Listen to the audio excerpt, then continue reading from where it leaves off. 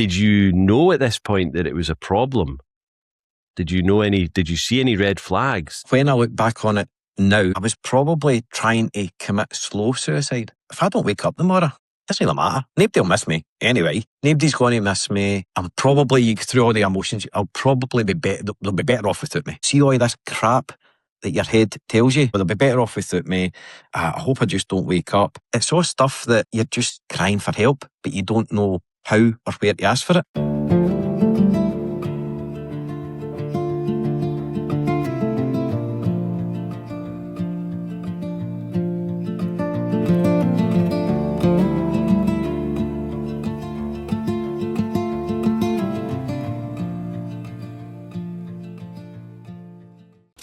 Hey guys, welcome back to After Hours. This one has a moment in it that I genuinely couldn't stop thinking about after we'd finished recording. Michael Kiernan is from Crosshill in Scotland, and for most of his adult life, he was what he calls an undercover addict. He wasn't the guy in the gutter. He had a job, a house, a family. He was the driver on nights out because he didn't drink. What he did was weed, speed, Valium, codeine, cocaine, a tablet for every aspect in his life, while staying just functional enough that nobody quite knew how bad it had gotten. COVID took the last bit of its structure away, and within months, he was 40 to 50 dihydrocodeine a day, 22 stone, and going to bed hoping he wouldn't wake up. Then one afternoon, he was standing outside a health centre, rattling, out of prescription, scrolling to M on his phone to call someone he knew could give him heroin. He called his mum instead by accident, and he stayed on the line. This is not where the story ends, because Michael is now a Guinness World Record holder, 2 hours and 5 minutes buried in the snow, in a pair of shorts at Glen Shea, and the founder of Flow State Experience, a cold water therapy community that's changing people's lives across Scotland and hopefully the world. As always, listen for the similarities, guys, not the differences. Here comes Michael, and I will see you at the end. Michael, how you doing, mate? I'm all right, James. Jimmy. It's Sunday, so is it James? Well, it's James on a Sunday, and I know we're recording this on a Sunday, but actually, I'll tell you a funny story.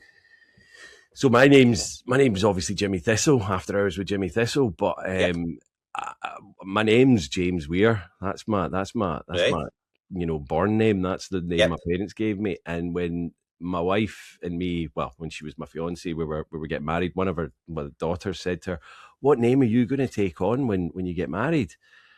And we kind of both looked at each other, and she was like, "Well, Weir doesn't really," because nobody over here knows me as Jimmy Weir. Like they don't. Right. That's just not. And I've been Jim or Jimmy since I was in school. So I was like, right, nobody really knows me as Jimmy Thistle. I've got photography that I do over here, so that's Jimmy Thistle photo, and blah blah blah. So she was like, Weir doesn't really have any resonance to me, and I was like, well, what about if I change my name to Jimmy Thistle and you take on Thistle? And she was like, yeah, I'll do that. So we did that. Like, we got married last year, and before it, we went to the deed poll office and changed the names. Wow. Now, I was a bit apprehensive about telling my parents and all that, because, especially my dad is like, well, this is our name and family and all that. But they were fine. They were cool with it. And it was like, good, crack on. Yeah. But also, the married name is both your names that he's picked at the same time. Yeah, exactly. So that's it. Amazing. So I've still got Weir as one of my middle names, but we won't go into that. But yeah, so I've still got that there. But yeah, it's mad. So yeah, we've gone off on a tangent already, man. How are you today? I know. And we were talking off air. Right. This is going to come out in a few weeks, but we had Scotland last night. You're Scottish, I'm Scottish. It was a belter. Yeah. Aye. Yeah, hence the weary eyes and stuff like that.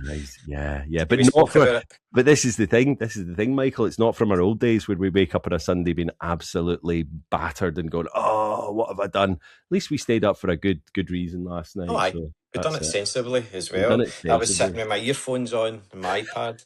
My missus lying next to me like that. Well, as I say, I was doing that, and then we went downstairs, and I was telling the stepson, just keep the noise down. He's going, no, and I'm like, there's other people sleeping in the house. He doesn't compute. Right, Michael, what would you say? What's the biggest misconception people have about you? Ooh, good question. I wasn't expecting that one, Jimmy. No, I know. I'm just firing right in with that one, mate. Misconception. Probably people that know me now, probably think I'm quite a confident person. Right. However, I'm probably not as confident as they think I am. And vice versa. People that knew me years ago Mm-hmm. Probably seen a side of me that it was a false confidence back then. Yeah. You know, you would layer it up with different things and different coping mechanisms to have this. You played a part. Mm-hmm. That's what I've done most of my life. I played a part Yeah. of what other people expected me to be. Because So back then I was probably the quiet family guy. mm-hmm. Believe it or not, that's Yeah, that's yeah, probably what people seen of me. yeah, But I don't know. yeah. It's interesting that because, you know, I guess, you know, alcohol, substances, whatever you like, it gives us that confidence, and then we start building up this almost false persona of us. Because let's be honest, it's mind-altering substances, isn't it? You know, Yeah, it does change yeah. your personality, and people go, "Oh, you know, the truth always comes out when you drink and all that." But you know, it's Mm, not. It's a false kind of truth that comes out. yeah, It's a lack of inhibitions, and it's this alter ego almost. I used to always say, "Oh, you know, I'm always funnier when I'm drinking and all that," and but that was my own perception. It wasn't what other yeah. people were seeing. Yeah, I could make people laugh, but you know, they weren't seeing like later on in the night and when I was just becoming a bit of a knob and all of that kind of stuff. So Aye. yeah. No, Well, I let's take resonate with that. what's that? I resonate with that, Yeah, definitely. yeah. It's what it does. So, where did you grow up? What was your childhood like, and when did you have your first drink, Michael? So I had a cracking childhood. You know, I had Mm, a brilliant childhood. I grew up without a dad, but I had a mum and a gran. yeah, yeah. My dad wasn't introduced, or my stepdad wasn't introduced into my life until I was about 10, 11 years old. Mm-hmm. And see, my mum got married, and it's funny, we were talking about your name and stuff like that. I actually changed my name at that time to Savage, Michael Savage. That was my stepdad's name. Right, Um, right, okay. but That's a then I cool had name. That's a cool name, man. Michael Savage. Savage. I know Yeah, it wasn't me at all, but it was this Mick Savage, Mick yeah, Savage. yeah. But later on, when you were talking about you changing your name and going to your family and Uh-huh. saying to them, and you were wondering what they were going to say, I had to change my name back to Kiernan because of passport driving license. It was never ever changed by default. Right. So I had to say to my stepdad, look, I'm going to have to change my name back here in Uh-huh. order to get these documents. And again, it was okay. It was Yeah, absolutely yeah. okay. But I just, when you told your story about changing your name and worrying about going to your parents, Well, aye, it's we have this misconception, I guess, and it's aye, like, but what is in a name? And it's whatever you want it to be. You know, I mean, exactly. as I say, my mum still calls me James, even though on the deed poll I actually changed it from James to Jimmy now. So Right. Jimmy's my name on my passport and everything because I was like, ugh, you know, I mean, my dad's a Jim. He was born James, but everything in his life is Jim. But if you look at like his bank cards and all that, it's still James. And I'm like, that must just be a pain in the arse. Do you know what I mean? Aye, So I it's just just thought I'm short. just going to change it to Jimmy. Yeah, yeah. So Eh, yeah, so so growing up was idyllic, and yeah, yeah, it wasn't obviously your ups downs and oh, stuff like that. But I grew up in yeah. a wee town called Kilsyth. Mm-hmm. Everybody knew everybody, and if they didn't know you, they knew one of your family. Quite Yeah. a big family in Kilsyth. So I went to school there. Just probably a normal growing up childhood. Yeah. Then I got my first job. So I got my first job and I started to experience my own money. Mm, And I was like, oh, right, okay. I've got a wee bit of money here. And I got introduced into different people that weren't from school, hmm. and What was introduced your into job? Sorry. So I worked in a place called Stuart Buchanan Gauges. And Hmm. it And was what was this like? basically, 16, like an apprenticeship type thing? Yeah. so no, I left school. I done apprentice painter for a wee while, but Uh-huh. I didn't like that. So I went into this factory because it was more money. And Yeah, yeah. everybody and their brother, Fico Safe, worked in this factory at some point. It was one of those ones, and it's still there. Standard. It's like what the town's Aye, built on. Yeah, yeah. yeah. So we're sitting there and it was pressure gauges. So I've got two screwdrivers in each hand, and I'm like, bzz, bzz, bzz, bzz, Audie, that's what you done. Wow. And I met a guy and we get talking, and that was my first introduction into, do you want to come out at lunchtime and get a wee puff? Mm-hmm. Right? Oh, And right. Yeah, yeah, yeah, yeah. I'm like, I'll go for a fag. I'd never smoked really Mm-hmm. that much. I wasn't really And a you'd smoker not, anyway. sorry, had you had a drink at this point at all, or maybe just a wee No, sip off your dad's or your no, stepdad's? No, nothing no, at all. Wow. nothing. That's what I'm saying. I was totally naive to the world. Yeah. I grew up in a family that was to say it was,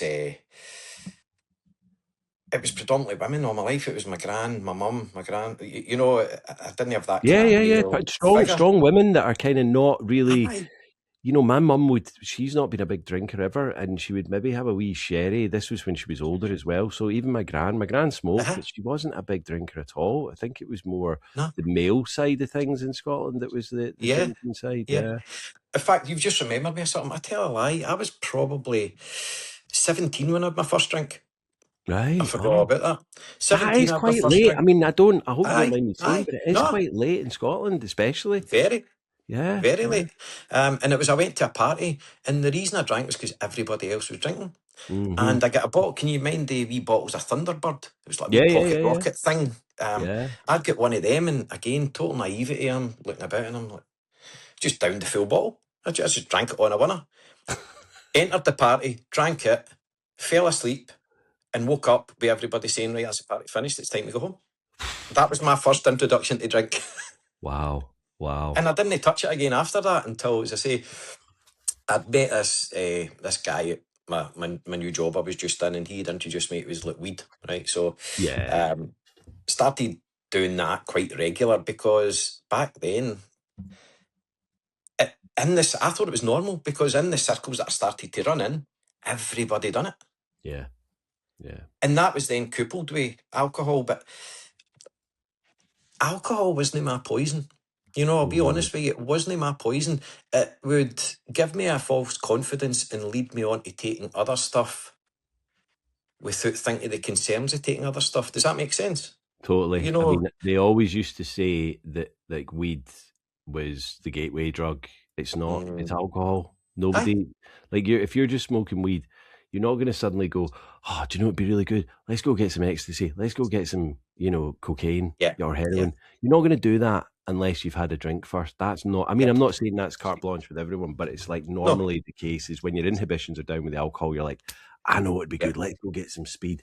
But aye, the thing was, like weed with us was in those days. I mean, we were doing it at school and things like that. Not crazy, but we'd go out at lunchtime maybe and have a few joints and things like that. And it was mm-hmm, it was solid back then. There was hardly aye, ever any weed soap bar. about. Soap bar and sticky Oh, black and all that kind of stuff. So it was, we're unlocking memories here. But it was just it was more of a recreation's the wrong word, because that's more like going out at the weekend and all that. This was more like just a daily occurrence. Do you know what I mean? And if we didn't yep, have any, it was like, oh, how are we going to get some? And we knew a yep, few guys, and they would always had it, so we'd be able to go and get it. But it was just part and parcel of every day, especially aye, up until about.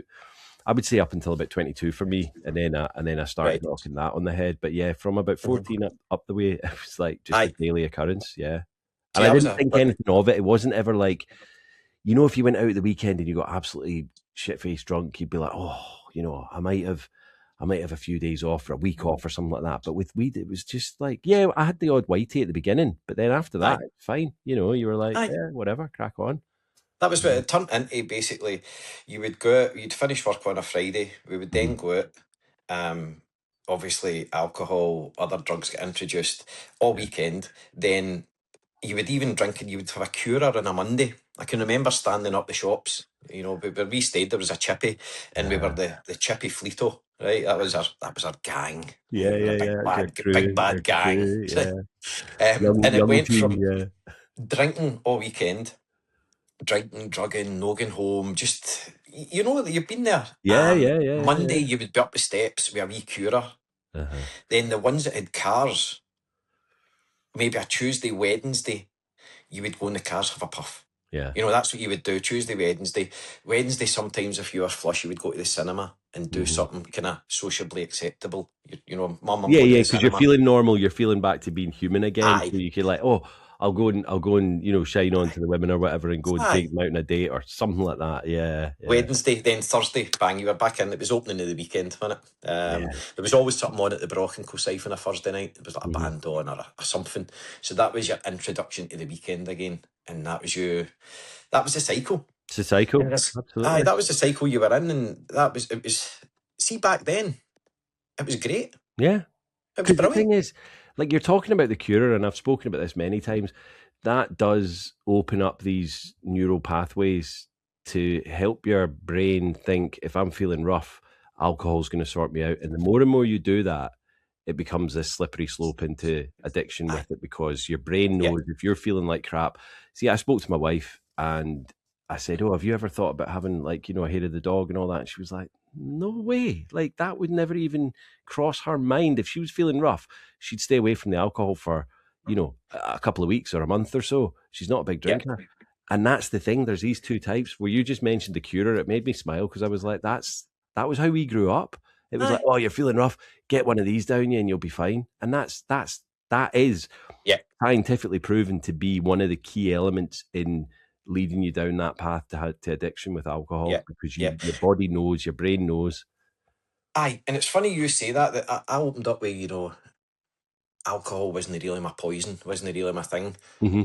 I'm sitting talking about the stuff that we done now, and to me that was normal. That's what we did. But then you've just said something about your wife saying, "Oh, I would never dream of doing that." Yeah. So you're like, was it normal then? Was it really normal? It was normal in the circles that we ran in. Yeah, because it wasn't like, and this is again going back to growing up in Scotland and Glasgow especially, it was like the circles that of course there was people that didn't drink and they were off hiking and doing this and doing all that, but I didn't know them. I didn't hang about with them. My circles were people that drank and used hard, for a good time. It wasn't like they were in the gutter, so it was socially acceptable. We were just doing what everybody else was doing. And the thing was, what I was going to say as well, we were young, so the hangovers weren't even that bad. It was just like, oh, and when someone said, "Oh, do you know what? Like, you're feeling rough, have a drink." And it was like, oh, and now you've unlocked another level, because it's okay to drink during the day or in the morning or whatever, because there's no consequences. No one's going to stop you, and everyone else isn't judging you. They're just saying, crack on, have a drink, crack on. You're fine. Because they're doing it too. You wake up a party. No judgment. Wake up a party for the night before, and there's maybe leftovers, so you just you fall into it. And there was always there was always heavier drinkers than me. There was always heavier drinkers than me. So I always justified it and said, "Nah, alcohol's no my thing." But as I say, it led to other things, and I can remember the time that my head changed. Something switched in my head, and it was we went down to Blackpool. It was 1991, I think. Okay. So I'd been 19, aye. So 1991, first guy's holiday away. 19-year-old, and the first time I've been away with the guys, and it was down to Blackpool. And we went away down there for a week on the bus, and it was like, you stepped on the bus, drink. By that point, I was experiencing that. I don't like when I take a couple of drinks, I don't like that feeling. You know that some people can go out with their dinner and have a couple of drinks and then go home. Yeah. If I had a couple of drinks, it made me feel more anxious. It made me feel funny. I don't know, I can't explain it, but it always made me feel funny. So I would always try and drink fast to get over that bit. To go over that bit and get onto the buzz. Yeah. Aye, just got onto that bit, which normally left me passing out at parties not too early, but that's another story. So we went to Blackpool, and it was drink. It was back in the rave scene was just coming about and stuff like that as well. There's a place called Sequins in Blackpool. Oh yeah. And that's where we all hit. So by that point, there was things like speed, ecstasy. Obviously weed was an everyday thing. That was like drinking water. It was like that was just normality by that point. So we're away down there, and for a week hard, we partied really, really hard. And I took my first ecstasy tablet in Sequins. Do you remember what it was? It's probably about a tenner as well, wasn't it? It was about a tenner. Yeah. And it was a disco biscuit. It was a big brown. It looked like a worming tablet. It was this big brown thing. But I took it, and it was good. It was good. It wasn't. I was waiting in this kind of big. It didn't come. So the next night, obviously, again, and I thought, this is good, but I don't know what it is, because by that point, I didn't know, is it alcohol? Is it the speed? Is it the disco biscuit? Is it the weed? What is doing this? Yeah. So we came home from that, and I was burst. I was totally burst. But in all seriousness, that led into basically, I blame that on my clinical depression. Because I came back for that a different person. I came back for that week and something had changed in my head. Right. I came back, my mum and dad, I can remember they were on holiday, and I came back to an empty house and I was terrified. I don't know what it was like. First time I'd experienced a panic attack, I suppose. Yeah, Looking yeah, back yeah. to I didn't know what it was then, but since I've educated myself a wee bit on mental health and what, you know, the makeup of my head and how it all works, it was my first full-blown panic attack. That led into depression, and that lasts for months. To the point that I left my job. I stayed in bed for months. Basically, all I did was up to get washed, and I never went out. And that was a horrendous time. I mean, I was going to say the come down on ecstasy can be, I remember it being pretty horrific, depending on what ones you took. And it was kind of like what do they call it? The downer on the Monday. So it was a really, really hit you hard. And obviously, this has been your first time. You've gone hard at it. Like what, 1, 2? Was it every night you were away? Every night, every day. So, It was like bang, bang, bang, bang. It was keeping up. It was like as soon as you would wake up, if you could force something down your belly, you would eat. But if not, you would just be back in this wee pub sitting drinking these cherry things. I don't know what they were called, but it was like wee cherry flavoured things. I don't know. Because I can remember seeing them lying in the pavement maybe later on in the day when they've, came back out the way. But that was a defining moment in my life. Yeah. And at 19 as well, that's young to be dealing with that, because you've got, I mean, that's what I was going to say. Did your parents say anything? Because you've gone away, probably quite, a happy lad, 19, gone away for his first lad's holiday, jolly boys out in, and then come back, not getting out of bed, leaving his job. They knew. They didn't know what exactly had happened. I mean, they're quite naive to the whole. But were they not asking you like Michael, what's going on? What are you okay? Because I know, let's be honest, this is 91, so mental health was not really a thing. No. Do you know what I mean? Nobody talked about that. It was like if you were depressed, that was like, well, I mean, they maybe had some beta blockers or something at the doctors, but not not at all what they have now. No, that's the first thing I got, actually, beta blockers. Beta blockers, yeah. Beta blockers, when you mentioned that, it was these wee, I can't mind what they were called, and I suppose that was my first introduction into sort of prescription drugs. In a way, Beta blockers didn't do anything. Get antidepressants, so these things called sertraline. Sertraline, yeah, that's still in the market. That didn't really, I don't think it done anything to be such.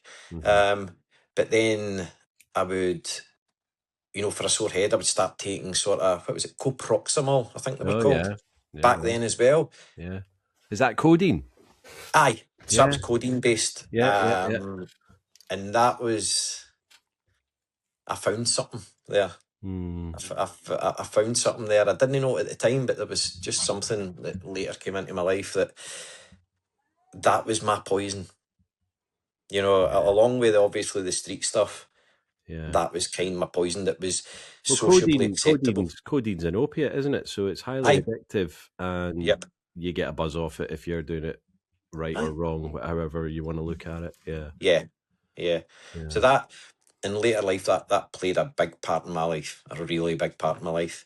But back then, as I say, it was all to do with the depression and the anxiety, and it changed. That point changed my personality. So fast forward, I'd lay in bed for a while, and the only person that was really coming to see me was my to-be wife. I ended up marrying a girl who was coming up to see me and stuff like that.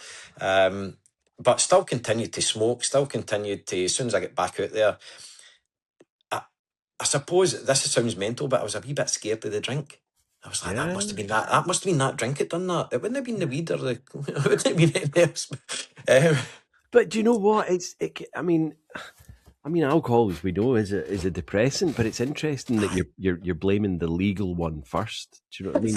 It must have been that one. I mean, I'm not saying don't blame it, because it's definitely not a good thing. But yeah, you're not thinking all of these. Do you know subconsciously as well? I think I'm blaming that one, or back then I was blaming that one, because I couldn't really tell my parents everything at that point as well. I could tell them about drink. We were away for that week, and it was we were on the drink all the.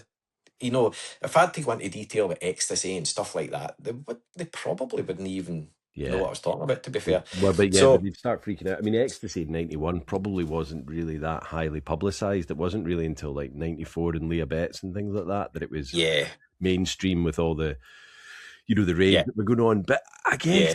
I guess it sounds like you weren't a big drinker either at this point. So it was kind of like, No, well, why don't I just knock that in the head? I'll get that out of my life, and I'll still do the rest of it, like the weed and that, and that'll yeah, sort me out. Yeah, yeah. yeah. I turned into the sort of, when I started getting out and about, I turned into the sort of the driver.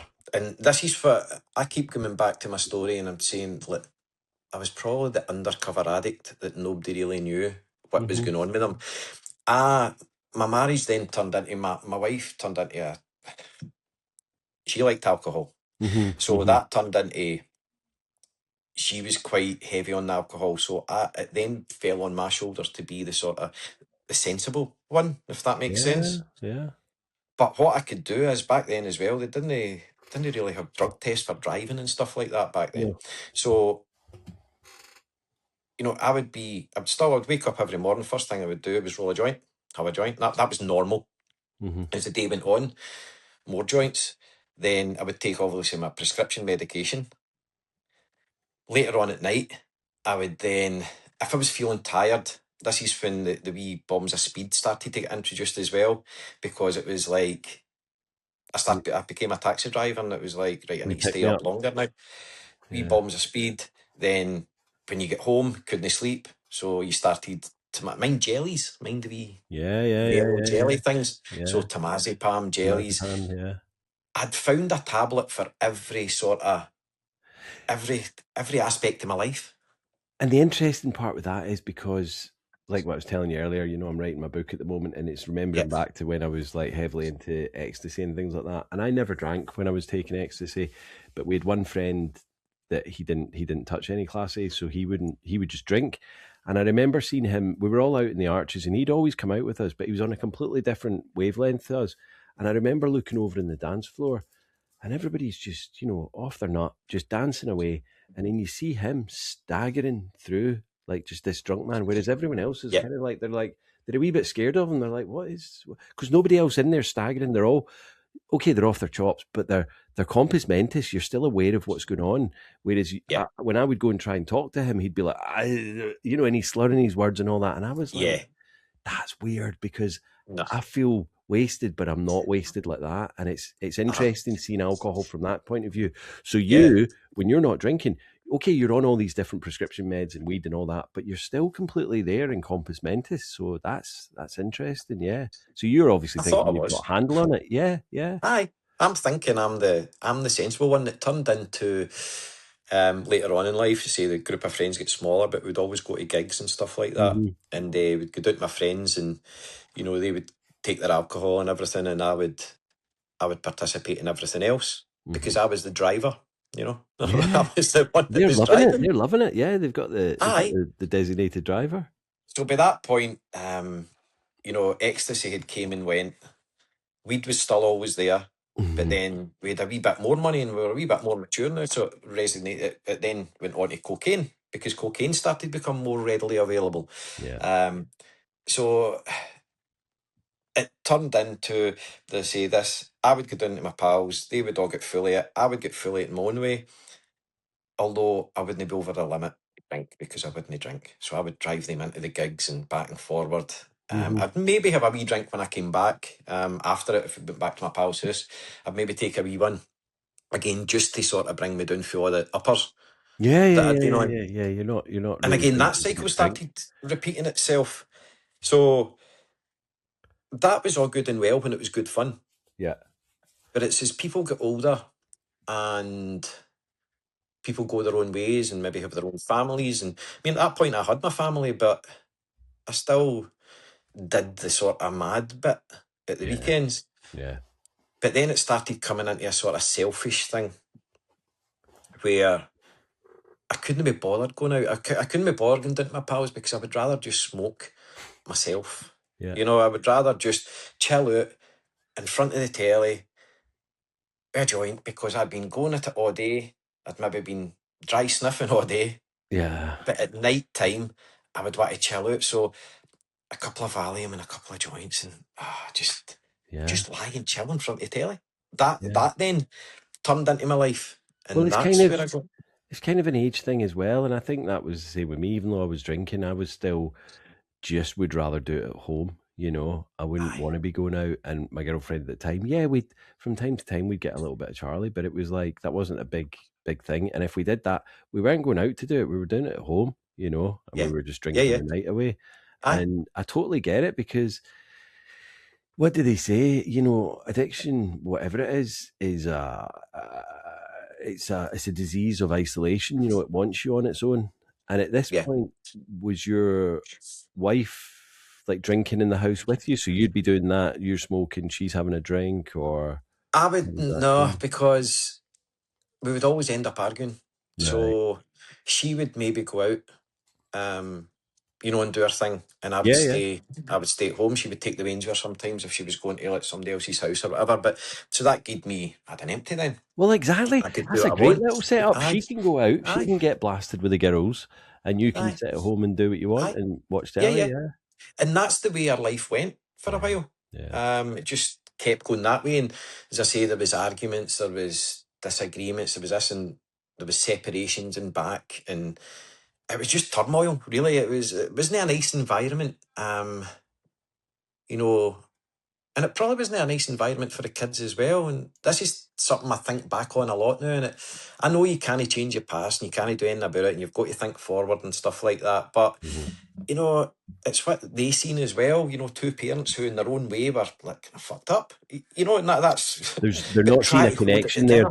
They're seeing dad staying at home. They're seeing mum going out. And I'm not saying it was all the Aye, time, but it's like when you've got nah, that and there's arguments, there's not any there's not any real connection there. I'm not saying nah. you weren't in love, but you weren't really getting on or whatever. So it's yeah. And are you both We still had together now? no, no, No, no. no, no. So we had fallen out of love by that point. We were Yeah, basically probably just together for society.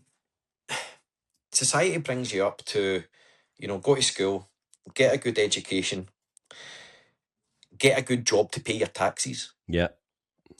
get married, have 2.1 children and a dog, Hmm. take a mortgage, and this is the ideal that I had in my head that I had to live by. If you were doing So that, then you were doing everything right. If you're ticking I, all those boxes, yep, then nobody can give you any grief. Yeah, that's I it. get it. Yeah, We were in the outside, we were a good, be happy family. We had a mortgage, we had, a boy, a girl, everything, yeah. everything that society tells you should aim towards.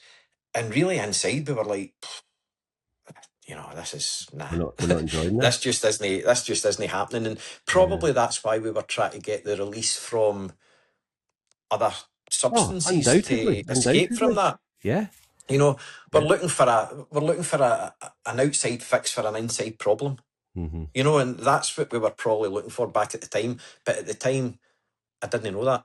No, You were probably saying you don't know that you because don't you're know it. Nobody tells you that, and it's like I mean, I don't see it so much now, but I remember looking back, there was so many couples, and they were like, "Oh yeah, this is what we do. We go out and we get wrecked together," and they were pretending that they were so in love, but you'd see them at the end of the night, and they were at each other's throats, hating aye, it. And I was like, and I think back now, I was like, in hindsight, if you take the booze out of that situation, you'd either probably both decide, right, we don't like each other, and we're going to split up, or they'd get on like a house on fire all the time. aye, 'Cause, like me and my missus now, she's never known me as a drinker. She never knew any of that. I met her afterwards, and yeah, of course we have our little disagreements and arguments, but nothing like what I used to have with exes no, and stuff. Nothing like that. no, And it's like we are friends. Do you know what I mean? We like doing stuff together, and we love all that side. yeah. But if we threw alcohol into that situation, it'd just be messy. It was like that's what I was going to say. Like back in your other relationships, probably it was like having a third person in that relationship, wasn't it? It Oh, was like you absolutely. had your wife, yourself, and then you had like alcohol. Yeah, You know yeah, that threw its neb in because it changed. We've already says it changes your mindset. It alters your mind. So yeah. you're a different person when you drink to the one that is sober. Exactly. Changes the So dynamics. Yeah, very completely. much so. So again, my wife had went from this person to another person. I had went from Well, by that point, I was probably the same person all the time because it was just constant. Although sometimes it was uppers, sometimes it was downers. The depression would come, it would go, just dependent on my chemical balance within my body, probably. Because Mm-hmm. that's the only thing that was really keeping me, I want to say sane, but I probably was insane at the Yeah. time, Well, because you're But managing so many different things, you're always, I mean, you're obviously keeping it from your family, aren't you? They're oh, not aye. aware of everything that's going on. But No, no, I'm sure they'll no. know you smoke weed, but then that's just a kind of recreational thing. But all the other stuff, the prescriptions and all that, you've got to then think 10 times ahead of what you're saying you're doing and what you're going and where it's heading and this, Yeah. that, and the other. It's a whole minefield. And so Aye. I'm going to ask you a question, but I think I know the answer. But did you know at this point that it was a problem? Did you see any red flags? Thing, but I didn't think it was that much of a problem. Mm-hmm. I don't think MD ever does, whether it be alcohol, whether it be, another substance, another drug. Mm-hmm. I don't think anybody, there's flags there, Yeah. but you ignore them. Well, because you're still holding your job down, you've got your family, your wife, you're not out aye, in the street. What I'm ticking I'm all the doing everything boxes. right. I'm doing everything I've not right. hit rock bottom. You used to Yeah. see stories of people that had hit rock bottom and they were maybe like, they were on the streets. Oh yeah. They're out in the They've got streets scars on and their face and their beard's aye, really long and this and that, and they aye. can't take care of themselves. Yeah. That's not me. I've still got a house. I've still got this. I've still got debt up to my balls now. I'm, up to there with chemicals. My life is going, but I'm all right. Yeah. I'm, But I'm all right. but then Aye. could you feel it unraveling at all? Did you feel that it was starting to, or was it, When, you were just obviously chasing your tail track? Because this is what I was doing. I was chasing my tail. I could tell things were unraveling, but I was constantly trying to stay ahead of it and not let yeah, it. But it was yeah, slipping and slipping and slipping. aye. I think it was just before, so the marriage had been sort of in and out and in and out and, separation back together. So then I think it was 2012, the Mm-hmm. marriage came to a head. So that was it. It was like, we're going to have to sell the house. Ex-wife had looked for her own house by that point. It got serious then. Mm-hmm. It really got serious. We tried to make a go at it again. We tried other methods, marriage guidance, counselling, everything. But by that point, it was gone. It was lost. Yeah. Now, how old were the So, kids at this point? so my girl would have been, God, put me in the spot here. My I just girl would meant, have were they been still maybe at home? They 14. weren't out. They weren't out living on Aye, their own at so this point. 14, 15, my girl So they're was, still my living at boy, home. he was Yeah, just yeah, starting school, really. He was just yeah, starting school, and the school was right next to the house and stuff like that. So, yeah. aye, they were still in the middle of it. But we decided that was it, it was done. And this was really the first time that I had to live alone. I'd Right. never had a Yeah. house myself. I didn't quite know how to do it. Yeah. That way, even although, You were probably really I, excited though, because as you said before, it's like an empty all the time. aye, but that Yeah. feeling didn't last too long. You know what I No. mean? It didn't. It was like, all right, I'm going to have the house to myself and blah blah. But what I didn't realise is I'm going to have the house to myself, but the kids aren't going to be living in it. Yeah. You're gonna have And this that was that the buzz of them around, and yeah, aye. I then became this part-time dad, where you got the kids at the weekend, and my girl, she's getting older and going out with a pal, so you're not really seeing her as much anyway. Then yeah. I'm sharing my boy. He's coming down to stay. I would take him to football. It was just so disjointed. It was, And it's aye, difficult that because looking back, and I know it's a lot different now because I've got stepkids. But when I was 6, my dad left, and he would come up on a Sunday. Like we never went to stay. I think we went to stay at his the odd time here and there, but mostly it was just you know he would come up on a Sunday and take us out for the day. Me and my brother. My brother was a bit older, so it was kind of like as we got older, my brother first, he was like, I've got stuff to do on a Sunday. I can't be arsed going out with my dad on a Sunday. Do you know what I mean? And I'm not saying your boys like that, but as they get older, they're like, oh, aye, it's an upheaval, isn't it? He's like with his mum all week, and then he has to come over to yours, and it's like he'll get to yours, and he'd maybe think, oh, where's that thing that I've got in my room at home? Oh, it's over at mum's. Do you know what I mean? aye, It's yeah, difficult for them, and it's not your yeah. fault or anyone's fault. It's just an odd situation. Just circumstance that Yeah. it gets to that point, and it's more and more, I suppose, common now to do that as well. You know, it's Oh yeah, I mean, marriages are breaking all the time. It's sometimes crazy. they'll spend like 4 days with the mum and then 3 days with the dad, or vice versa, and Yeah. that's how it is. And it's like Aye, it's got a name now. It's called co-parenting. co-parenting. Absolutely, yeah, That's what it's called now. that's what it's Back called. then, it was just you'll get the boy at the weekend, and that was the way it was, wasn't it? It was Yeah, because yeah, you were yeah. working all week. As long as they got a So, name but for it, it's good. Yeah, aye, it's co-parenting. co-parenting. That's probably when I started to realise, oh shit, Mhm. this isn't going too well. Yeah. The enjoyment had sort of then vanished. So like I done probably for most of my life, I started to throw myself into other things that I shouldn't have. So the drug use got a bit much. The food intake just went off the scale. When I look back on it now, I probably didn't have the bottle to commit suicide, All right. Right. being honest. Yeah, it got that But bad. but when I look back on it now, I was probably trying to commit slow suicide. There was days where I would get so full of it that I would actually think to myself and go, if I don't wake up tomorrow, it doesn't really matter. Nobody will miss me anyway. You know what I mean? Yeah. Nobody's going to miss me. I'm probably, you go through all the emotions, I'll probably be better, they'll be better off without me. See all this crap that your head tells you, they'll be better off without me. I hope I just don't wake up. And it's all stuff that you're just crying for help, but you don't know how or where to ask for it. Mm-hmm.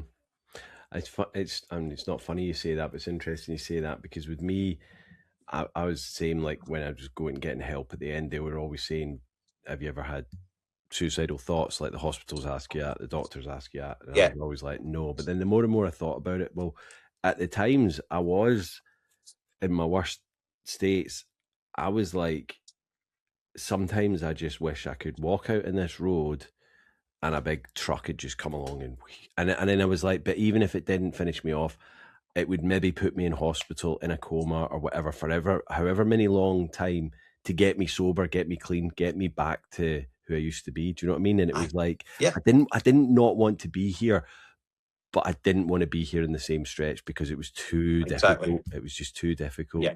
Yeah. That was what it was. That's exactly where I was.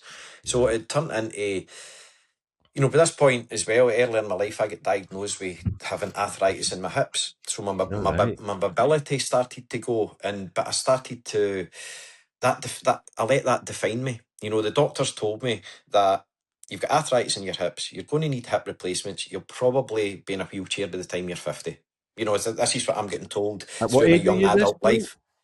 So I've been getting told that since I was mid-20s. Jesus Christ. I had a thing called Perthes when I was younger. Uh-huh. So I don't know if you can ever remember seeing kids, when they're maybe just preschool age and they've got big metal calipers on their Yeah, legs yeah, yeah. with built up boots and stuff. We had a guy at school. In fact, we had two. We had one at, so we won in primary school, and then just as we were going into high school, there was a guy who'd had the operation. So he was in a wheelchair with his legs splayed out, with like a bar in between, and they were like that for like 6 months to let them set, and then he was okay. Yeah. But yeah. That's like traction. So I had that when I was younger, and it's shallow hips. It's hip dysplasia, or Perthes, as it was called back then.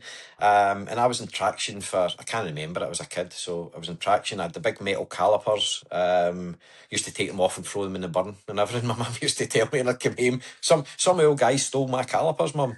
So you could walk without them, and obviously you've got this, like, almost like it's a beacon to you. Everyone's looking at it going, oh, look at that kid. Do you know what I mean? And growing up's hard enough, and you've got calipers on, it's even worse, isn't it? Jesus. Aye. Yeah. So that as I say, I can't really remember much about it. I can remember things, but some of it, I don't know if it's actual memories or getting told about them from my mum. But so fast forward into now, this was always going to have an effect in later life. And I was lying in bed one night and I rolled over, and it was as if my hip popped out its socket. Doctors in, injection. into the hospital. They said, you've got arthritis in both hips, blah, blah, blah, going to need a hip replacement. So my mobility basically stopped. I started getting adaptions for the house. I went in and I got a partial resurfacing done in one of my hips. That was later on.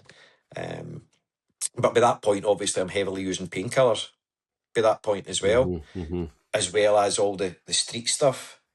I then got a job in a call centre, so I didn't need to move. You know, I drove to work, I drove home, that was it.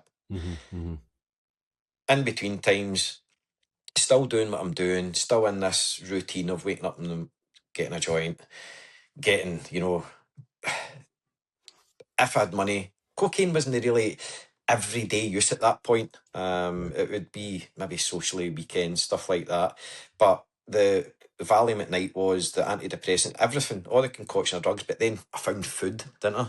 Yeah. Oh, that's a drug they don't tell you about. Well, it's the sugar in that as well, isn't it? The Wow. processed food and the sugar, it's awful. Everything's tasty, isn't it? And if you like food, I like food. That's why I need to do what I need to do to keep it off. Yeah. This is the thing, and with a substance, to be fair, with substances you don't always need them. Yeah. With food, you always need food. You need food to live. So that's probably one of the hardest things I'm still negotiating and still navigating through. But I got into this routine where I would starve myself all day, no eat anything, but then at night time binge eat. So I would start binge eating, and I would go to Farm Foods done an offer for Ben and Jerry's tubs of ice cream. If you bought 2, you got it cheaper. And Ben and Jerry were my best pals at the time, because I would get 2 tubs. I'd get a big bag of crisps, 8-pack of full fat Coca-Cola every night after work. Go away home quite happy, sit all of that down and go, right, it's 2 tubs, so I'll have 1 tub the night and I'll have 1 tub tomorrow. They 2 tubs never seen tomorrow, right? So this was a routine I had got into, where I'd go home and I would just, as we said before, melt back into the seat, smoke, eat, eat. Before I knew it, I was like 22 stone. Just like that. And that's the just thing. Like that. Like, before we get onto that, it's like the 2-for-1 offer that they're having. They're selling you crap, and they're selling you it cheap. They're selling you as a deal, but you're getting this dopamine release from it as well. That all that kind of food. Do you know what I mean? Any of that easy type processed food is giving you this mad big dopamine release. So, like you said, you've got. I could see your face. You're like, get home my 8-pack, and I got my 2, and I was planning to just have the 1 tub of ice cream, but you would just eat it. But you're in your happy space. Do you know what I mean? Because you've got all this other stuff going on in life, and you're thinking, well, this is my happy zone when I get home. That was my release. It's like that. Yeah. But was it Bruce Alexander? I think he was a psychologist or a philosopher, a psychologist, I think he was, and he'd done this thing back in the 1970s, where, I don't know if you've heard it, the rat experiment. I'll put a link to the rat experiment in the show notes, but tell the listeners what it is, explain it to them. It's fascinating. So what they did was, or what he did was, it was an experiment where he put all these rats into a cage. But the only thing that he put in, he laced the water with morphine and cocaine, and he found that, obviously most of the rats became addicted or went for there was 2, there was water and there was one with laced, so they would drink the laced water. He then later, I can't mind the name of it, but they called it Rat Town or something, or Rat, it was like, he set up a big... Was it like the I shouldn't be using the word RAT over here because it's bad luck, but the long tail pleasure beach or something like that, wasn't it? Like it was something like that. There was some name he came up with where he put all this stimulus for, for these animals to start doing other things. Like there was things to play on. There was other stimulus there, and what he found was the use of the morphine, the laced water, went right down because they had other things to stimulate them that they would prefer doing. And I suppose that was kind of the situation I was in, where I'd found something to stimulate me, i.e. drugs, food, sitting doing nothing, because that's a stimulation. I know, actually sitting there and going, doing nothing. Absolutely nothing. You're zoning out, all bad habits, but at the time you think it's making me happy now. When I wake up tomorrow, I'm going to feel crap, but what I'll do is I'll just start the cycle again. And then I'll feel happy at night time. So just living night time. And as I say, before I knew it, your day's zoned out, and by the time you're thinking, I'm just going to get home, I'll get to Farm Foods or Freezer, Iceland, whatever it is, and then I'll get my stuff and I'll get my little stash and I've got my joints and I can do that. And then I'll watch crap on TV and that's my happy place. Yeah. That was it. That's what I look for. Yeah. That's basically was my life for, I don't know, more than half a decade, 6-7 years probably, where it was just a continual cycle of doing that stuff. And I think I was angry as well. I was angry with the world.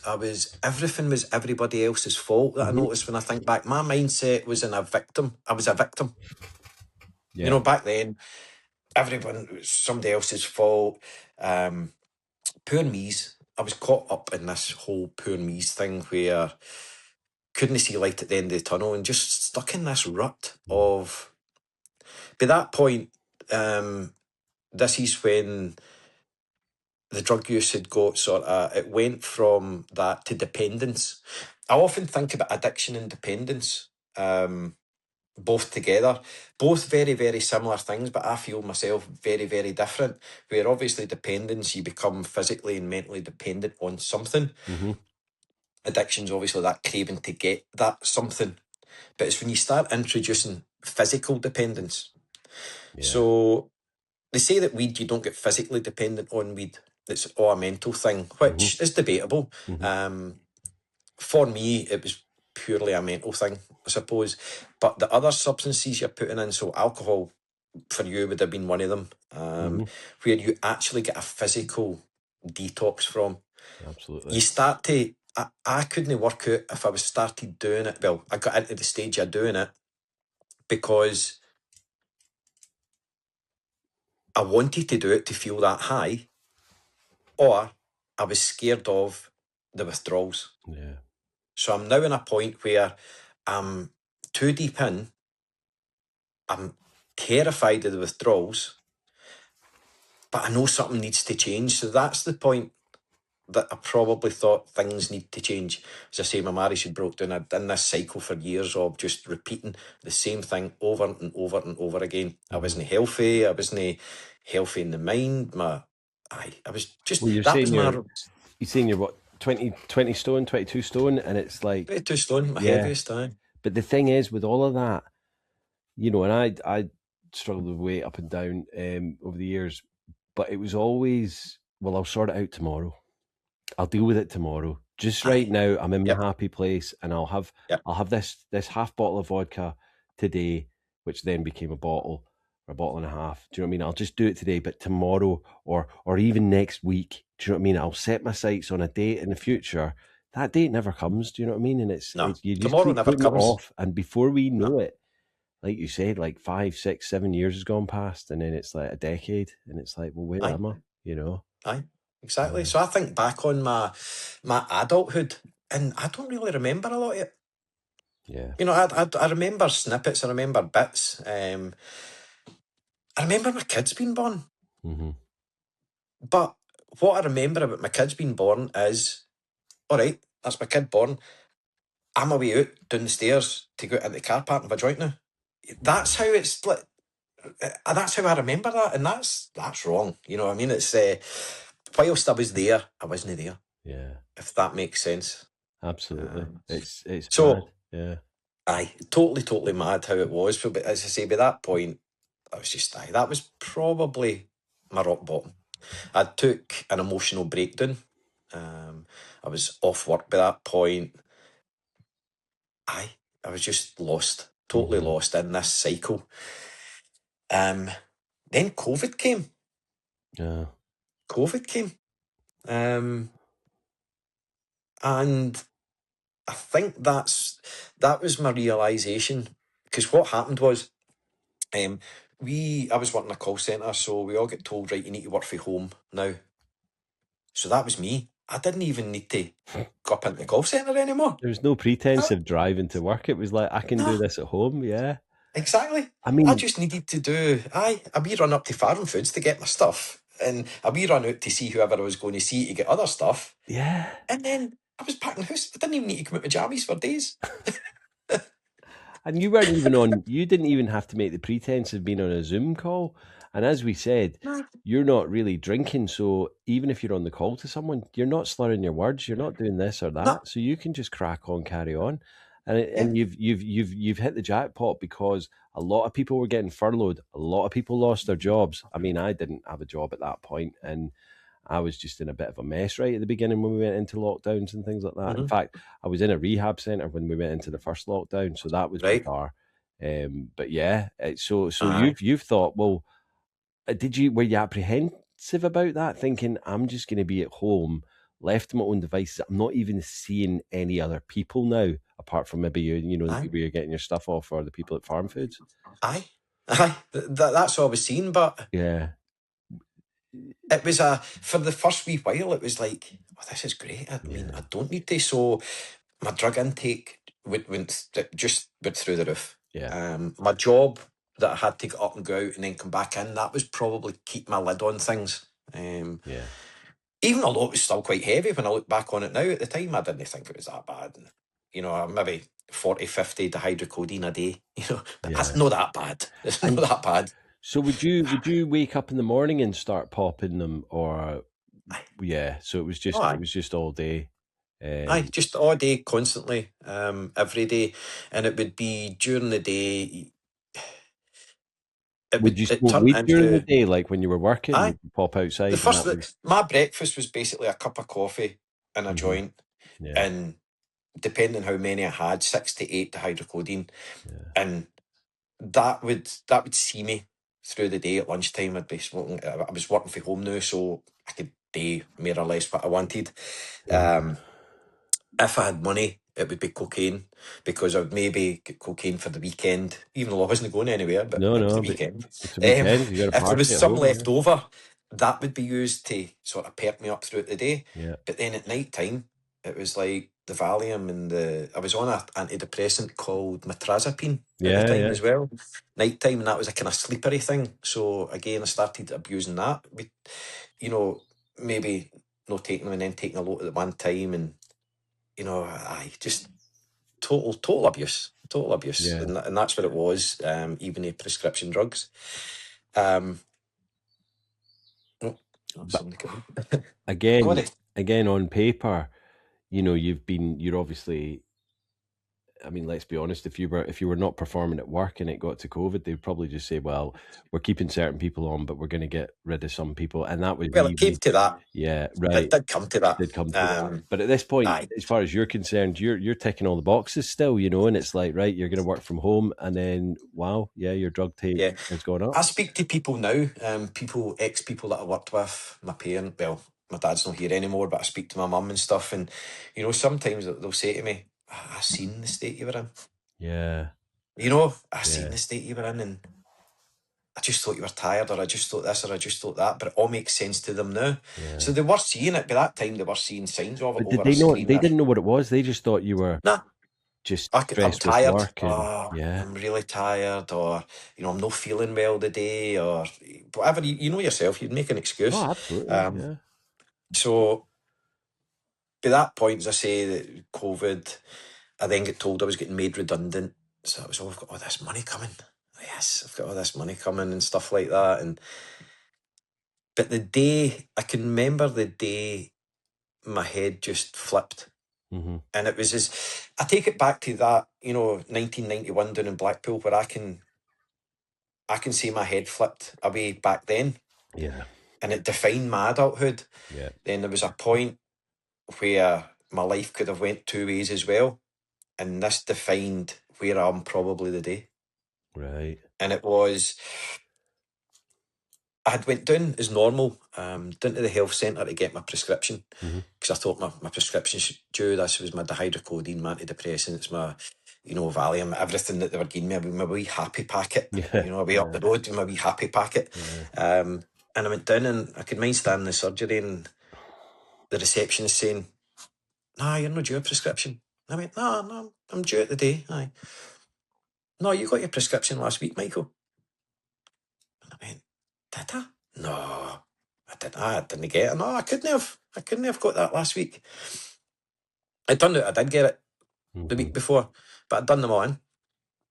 Yeah, I'd basically, don't know what happened, but again, in COVID, every day was like the same day, and it started running into the next day, and Groundhog Day. all your days were muddled up. Like a Tuesday could have been a Sunday, could have been a...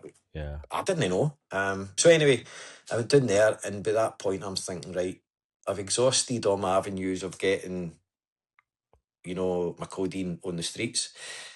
I've exhausted all my avenues of my prescription. It was there, and I'm like, shit, what am I going to do? Yeah. So see that panic, that first panic attack I had back in 1991, that's what happened. Yeah. And I'm sitting outside the health centre, and I'm like, what am I going to do?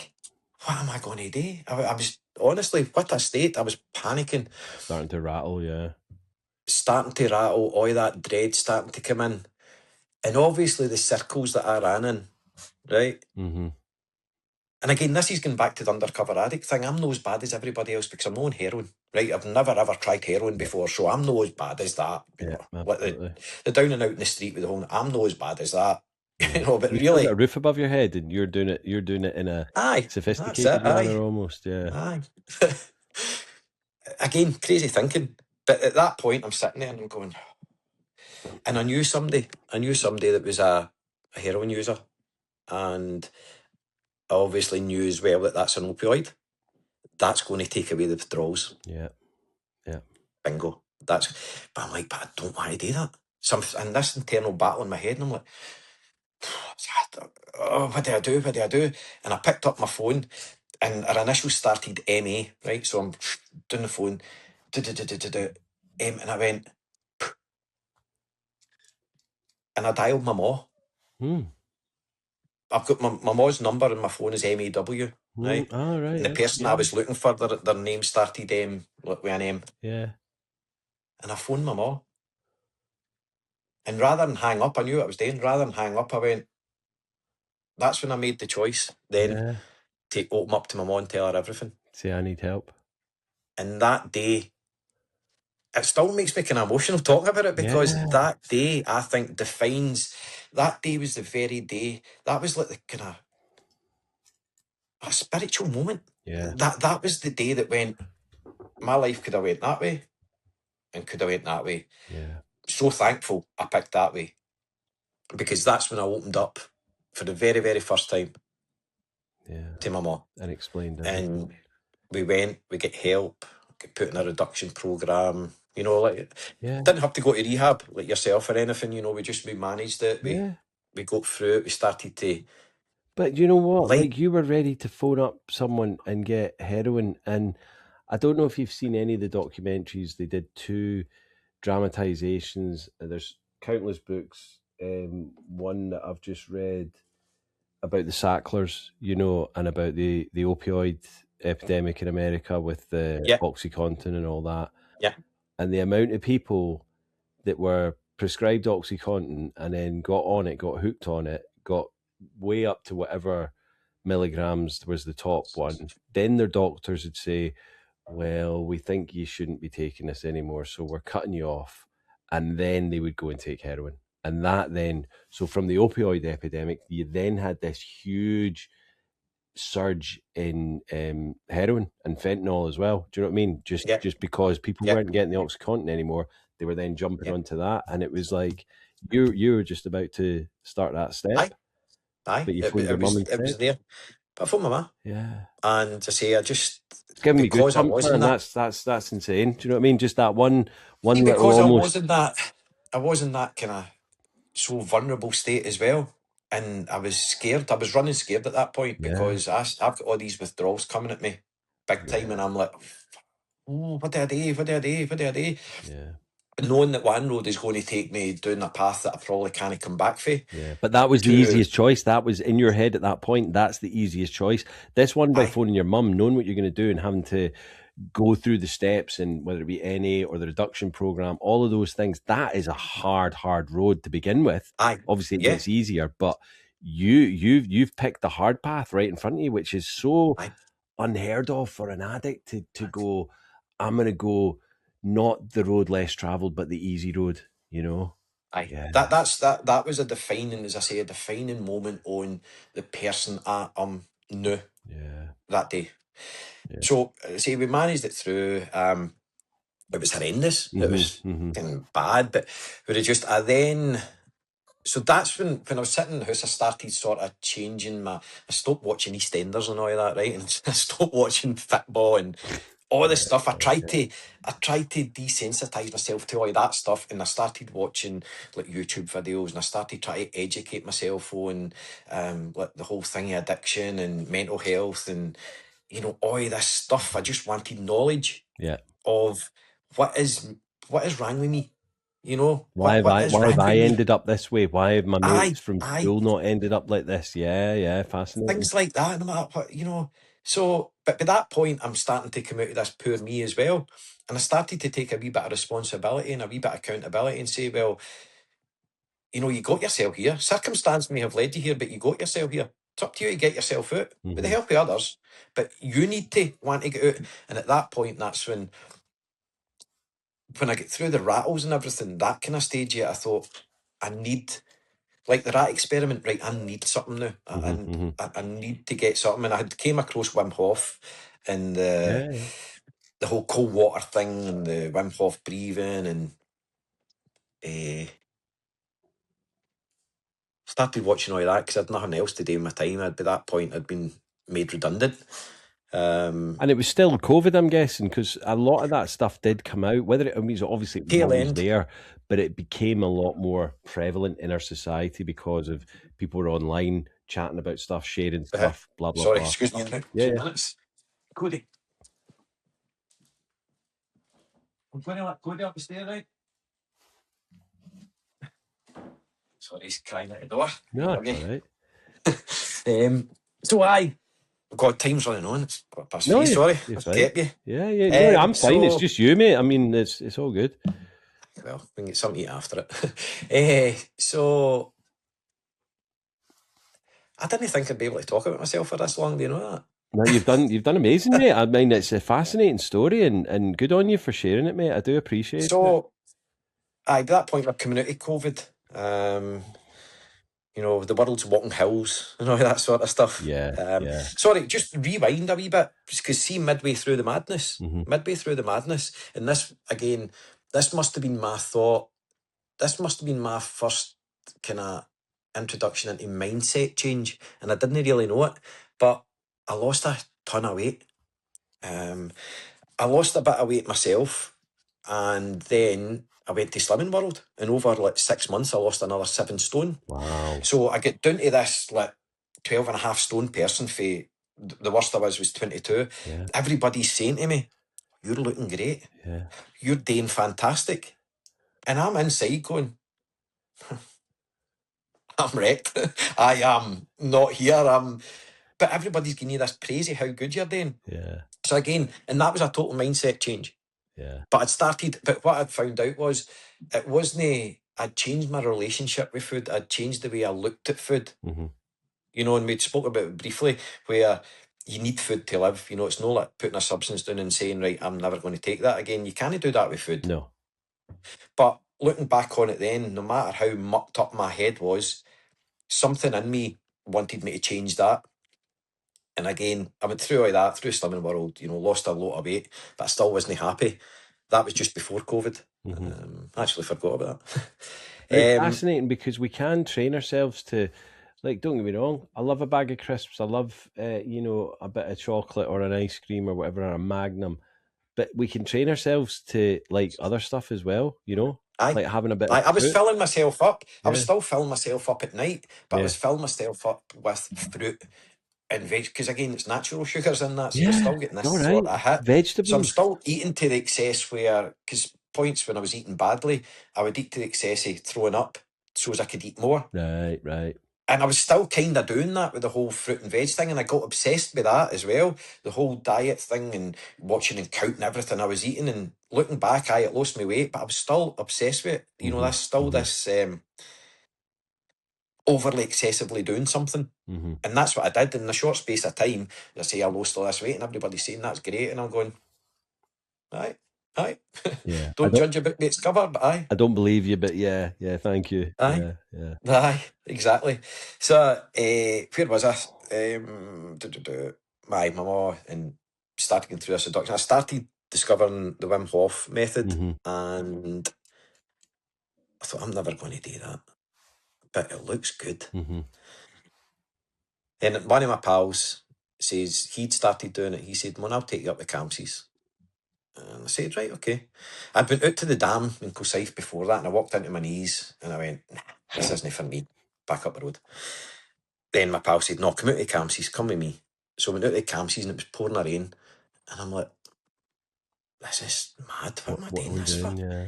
But I'm meeting people coming up as I'm going down, and they're like, oh, hi. And I'm like, who are these maddies?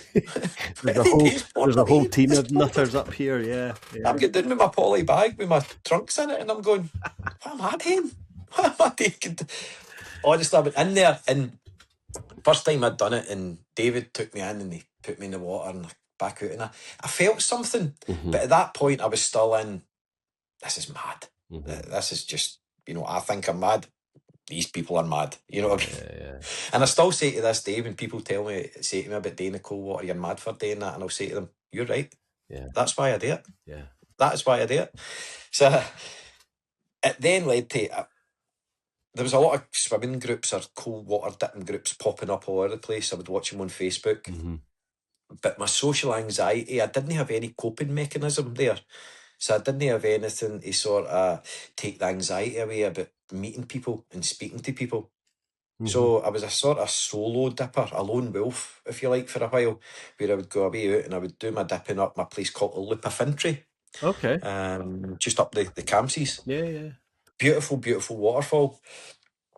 And I would go up there 6 o'clock every morning religiously. Mm-hmm. Again, excessively doing something where I'm going to do that. So I'm going to up. But I'd change these. I'd probably put my excessive nature into something beneficial for me rather than detrimental to me at that point. So I'm going away up there every morning, 6 o'clock, all season. Well, 6 months I think I was doing that for myself. And again, I was in the water one day and it started raining, the sun was coming up, and honestly, see if they made a movie of it, there would be a point where we would sit back and go, it was a pure spiritual experience. One of the ones. This is what it's all about, yeah. Aye. And I started to find, this is where I started to find myself, and I actually started believing in myself. Mm-hmm. You know what I mean? I'd looked how far I'd came in a short space of time, and I'm like, there's something in this water. There's something powerful, really, really powerful in this. And it's why the doctor's not telling you about this shit. Why? Because they've got targets to make for big pharmaceutical companies, and and because they don't know themselves what it's all about. Well, they come in. Someone comes in with a bit of, some depression or this or that. They're not even, first of all, saying to them, what's your drinking like?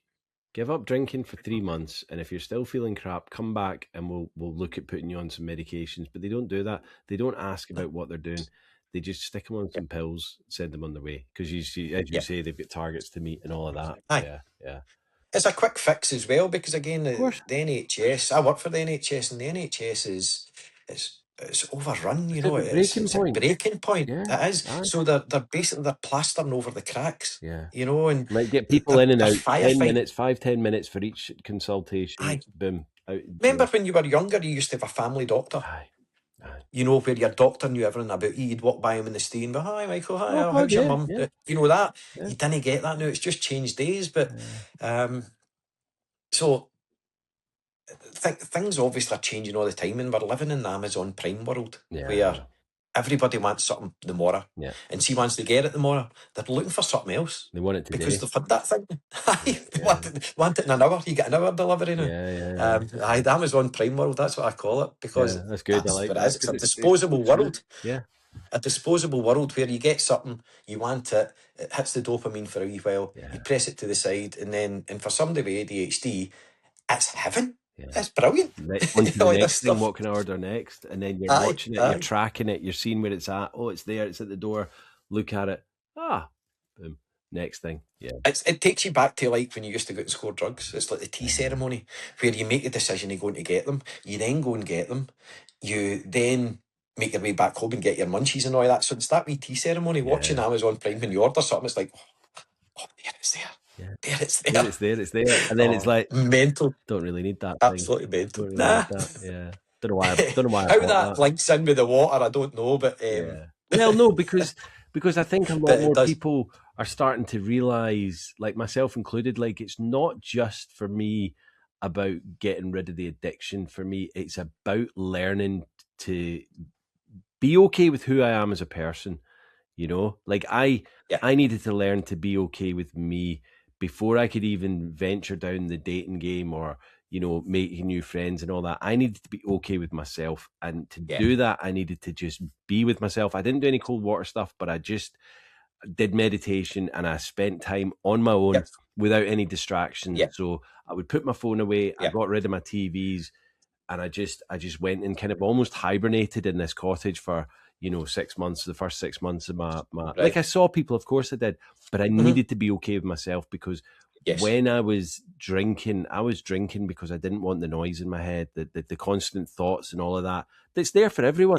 But we're so used to just distracting it away and escaping from it that we're not learning to just live and be okay with who we are. And as soon as we all start doing more of that, the world's going to change. But it's only, and I'm sad that I'm happy that it took me to the extreme to actually learn to do that. But I'm over the moon that I had to. I'm over the moon that I had to give up drinking. I don't miss it anymore. I'm not pining for booze or drugs anymore. I know that I'm never going to do it again because I'm done with it. But I needed to have that extreme cut off point so that I could then learn to rebuild who I was.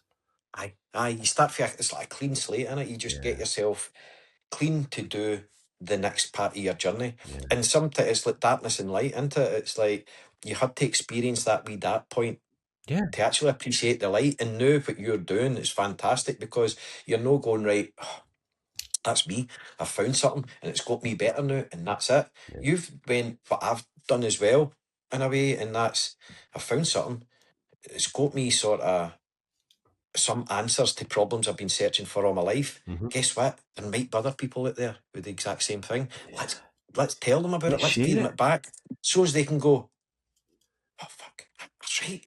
That's me. That's the way I'm thinking. You know, and that's where social media is a brilliant thing. So good. It's got its downsides. It's got its downsides. I mean, I would never have met you or came across you if it wasn't for social media. But like everything in excess can be detrimental. Absolutely. So tell us about your venture in February. Well, first of all, tell us what you've set up. It's Flow State Experience. So tell us about that.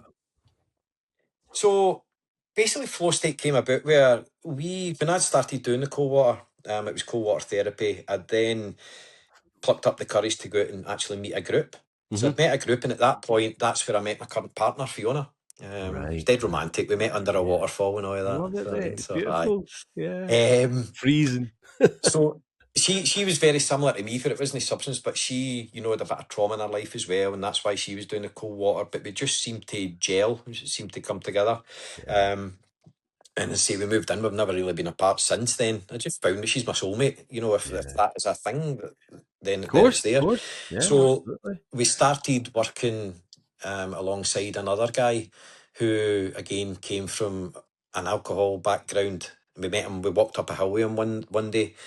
We were talking about this thing we had where, we'd found this thing that had made us better or was making us better and making us better people. We wanted to give it back. He'd started a group, so we get involved with him. And the group was called the Polar Bear Club. The guy's name's Kenny. Very charismatic guy, and he's a speaker. He's really engaging when he speaks. So built this big group up, ended up opening up premises because we started studying with a guy from Poland called Valerian Romanowski, a Polish scientist that's been looking into cold water for 20 years. He's like the Polish Wim Hof. That's the way I would describe him. Although his methods are different from Wim Hof's. So that's when the extreme side started to come. And like I said earlier, everything that I to do, I tend to do it to extreme. And there's a lot of people out there that are exactly like that. Absolutely. But we wanted to do it safely, and that was the main thing. We wanted to do it safely. So we started studying with the guy back and forward to Poland, learning a bit about the ice. We started introducing people into the ice. So putting them in the ice, pulling them out, and the difference it was making to these people. I mean, there's still people in our circles they know that I've met through the ice. So that was for a couple of years. The Polar Bear Club kind of went a different way, and we partied for them maybe last year. But I kept up my relationship with Valerian. We're still back and forward to Poland. And the pleasure I got out of introducing somebody into ice water that's maybe done cold water before, because it's different. It's very, very different. And the release they got from it, I get some dopamine rush for that. That's where I got it was like the first time I'd tried the cold water. I get that every time somebody else goes in, and it changes lives. This stuff actually does change lives, because it changed mine, and I've seen it changing other people's lives as well. So that's when Flow State came about. It was just last year. Where myself and my partner had decided, right, let's concentrate on the ice. Let's just solely concentrate on the ice, and telling people about it, introducing it. And we get Luca and Katie involved as well, our two friends. So there's 4 of us now. And what we do is we try and get the word out there of, ice therapy. And we've got two pop-up ice baths where we would maybe take to festivals or take out there. We're looking into hopefully getting a premises down in Ayrshire at some point to do it. A couple of ice tanks in it. As I say, this is very alien for me, because before I was like the quiet guy in the corner who didn't really say much, probably scared, probably fear that held me back into doing my stuff with the Polar Bear Club, but still taking a back step because I wasn't the front guy. You know what I mean? It was Kenny's club. We just helped him out. But the joy I got for that, and it was It's another dopamine hit. It was absolutely brilliant. To now having sort of our own group where I'm having to put myself out there a wee bit, which is uncomfortable. It is very, very uncomfortable.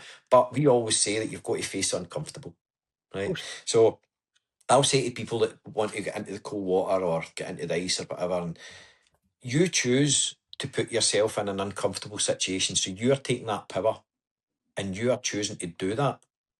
And by doing that, you're building up mental resilience in your head that, see, when uncomfortable stuff comes at you and life throws you some uncomfortable I'm trying really hard not to swear here, so I don't know if you're... No, you're swearing fine on here, man. You beep it out. Swear away. Life throws all this shit at you, doesn't it? When you're not expecting it. So see if you can build up mental resilience, you're going to be more equipped to deal with that. You're going to be... If you're wanting to run a marathon, you'll go out and you'll train and you'll run and you'll train up your legs and you'll build up your legs and your muscles and you'll train to do it before you do it. What are you doing with that? So we've found by going into the ice, it builds up mental resilience. So as you're then training your brain to cope better when life throws shit at you, basically. And it works. It really, really works. And again, it's about giving that wee bit back. So that's what Flow State is all about. And right now we've got a group of people who, there's regular walks, there's regular cold water dips, there's WhatsApp chats in there as well.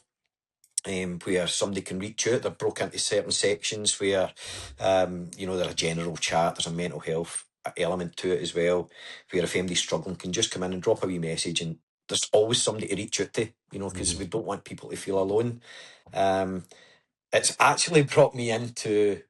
So, Valerian, the Polish scientist, he said to me in December, he said, Michael, I want you to do a world record. And I'm like, who, me?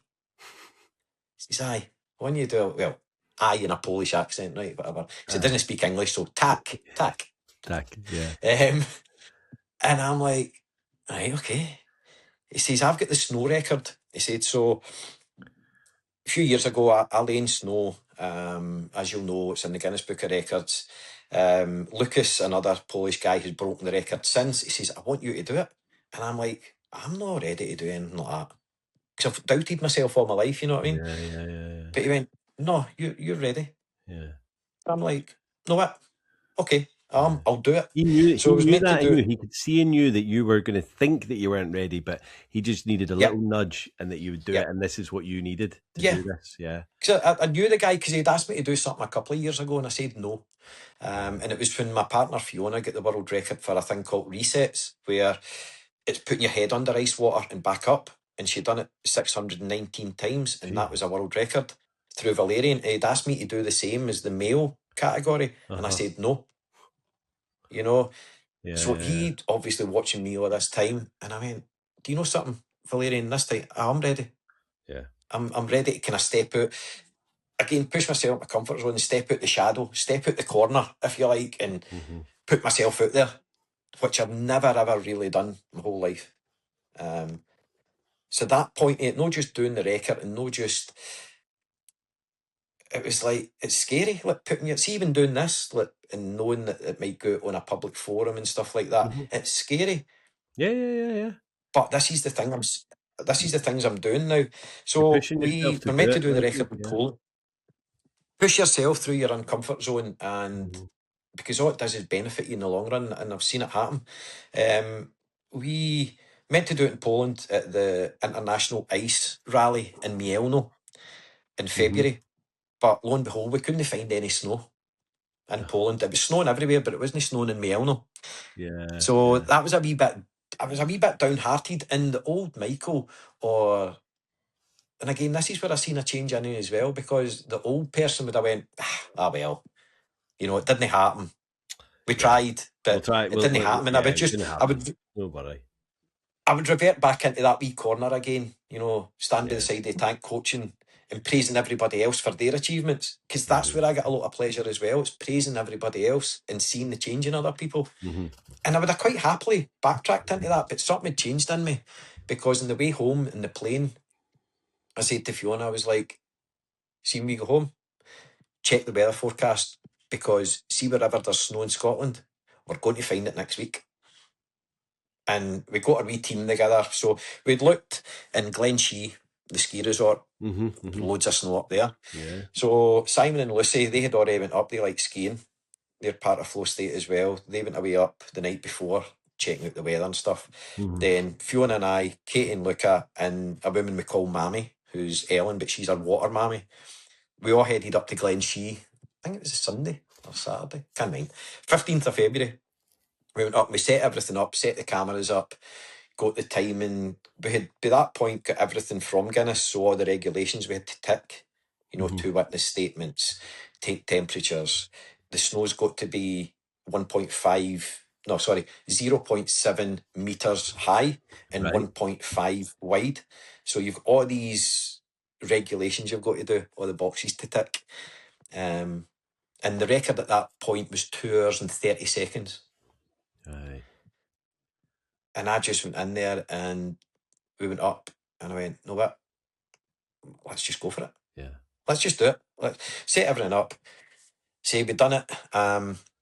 2 hours, 5 minutes and 30 something seconds I done. Right, yeah. And at that point, my body, my core temperature, Fiona was monitoring my core temperature through an ear thermometer. And my core temperature hadn't really dropped that much. And what were you wearing? Were you wearing any clothes? Were you just in your shorts or? Pair of shorts. Yeah. So pair of shorts. Yeah. That was it. Pair of shorts, buried in snow, lying face down. You'll see pictures on my. So the snow's actually touching you. It's resting on you. Yeah. So I'm basically, there's a bed of snow. I lay on the snow. Then they buried me into like a sort of triangle like that. Went up with just my head popping it, like a snow tortoise, if you like. Yeah. that's what it looked like. So I lay there for, as I say, it broke the record, but it had to get sent away to Guinness and everything. That's Fiona. Oh, that's Fiona. That's my partner. Hi, Fiona. So well done, man. That's This is just Jimmy. amazing. Hi, Fiona. Hi, Nice to meet Jimmy. you. You all right? Nice to meet you. Yeah, we've got to put the dishes there. So all sorts of emotions are going through my head, and I'm like, I've actually broke a world record. Yeah. You know, Your name's in the Guinness and Book it's no of World Records, yeah. Guinness Book of World Records. Aye, so it took. I mean, that was what Right, was his we're in a name? team. Roy Castle when we were little. Cheryl Aye. Baker, record breakers. Yep. Now Cheryl you're in Baker, it, mate. Roy Castle. Well done, Aye. man. I used to watch it growing up, and that's the wee Yeah. post I wrote about it. I used to watch it growing up and think, these people are superhuman. Yeah. You know, wow. But you how are do they do superhuman, that? Michael. That's the thing. Don't take that away from yourself. You are It's superhuman. mindset. Yeah. These people had the correct mindset, and that's what it goes back to. Yeah. You know, strip everything else back, and I believe that everything starts and ends in your head. Everything Of course it does. starts and ends up there. You wake up saying it's going to be shite today. Guess what? It's going to be shite today. Yeah. If you wake up thinking, it's raining out there. Oh, it's grey. Sorry that. But see if you wake up going, it's raining out there, the waterfalls are getting filled. Yeah. You know, I'm it's going to feeding all the have a trees. good day regardless of the weather. That's what I'm going to Aye. do today. You're going to That's have a good it. day. You're more prepared to then have a good day. Yeah. So we broke the record.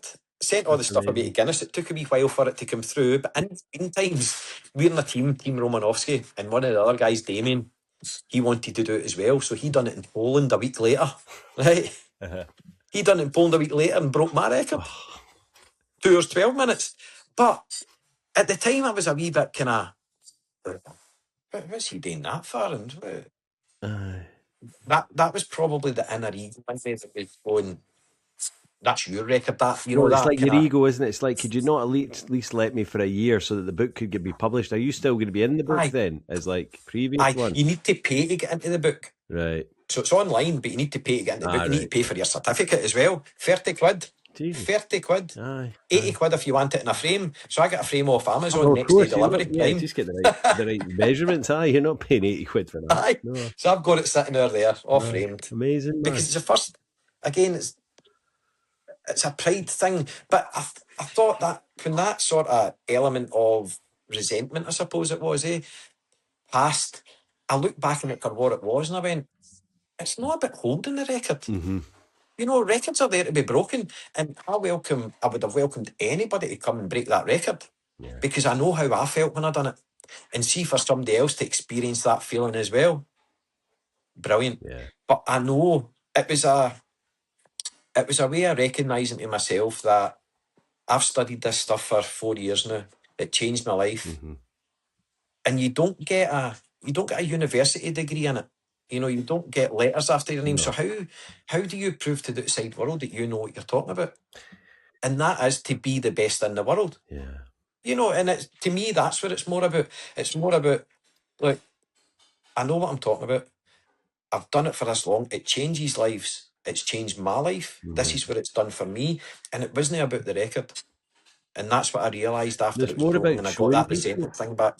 Yeah, you want to show people like this is a better way of life. This is how anything's you can possible. Have your life changed. If you're in any situation, circumstance that was similar to what you're in, whatever, mental health, drug addiction, alcohol abuse, anything, just you know, try different things. Like, and I'm going to start doing stuff like that. You know, I haven't really done any Wim Hof or cold water therapy. It's in the back of my mind to do it, but it's one of those things like we were talking earlier, like, I'll do it tomorrow. You know what I mean? Do it tomorrow. Yeah. And where can what's the website for Flow State? Like, I'll put all of this in the show notes and description. Magic.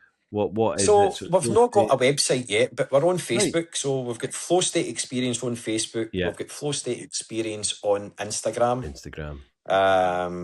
We've got Flow State Community, which is on Facebook, which is a closed group. Okay. So a private wee group you can join, where things get posted up on there as well, just building up a community. Absolutely. No, I love it, man.